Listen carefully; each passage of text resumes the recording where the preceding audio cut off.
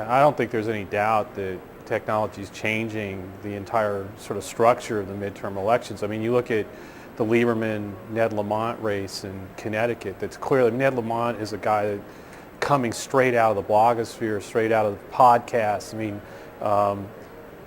he's an internet campaign that's got a lot of the net roots inspired, and they're giving him money, lots of money, and he's actually got a sitting United States Senator in a primary of his life. So you're seeing that not just there, but in Montana, the Tester campaign beat sort of an establishment Democrat in the primary out there. Same thing, sort of became a darling of the internet, a darling of people who were using technology, podcasts, blogging about his campaign. Otherwise, no one would know a guy in Montana named John Tester. So I mean, you're starting to see real effects even down at the at the state level from what we saw in 2003, 2004 at the presidential level. It's just continuing.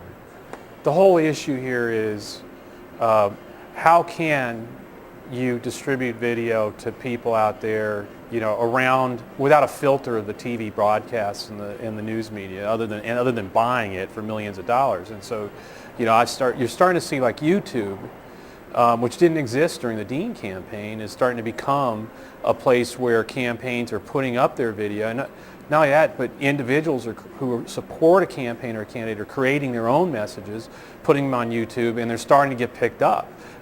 So you're starting to see, I think, real tools where social networking comes together with something like YouTube, and a campaign has a pretty nifty, cheap, almost no expense distribution system.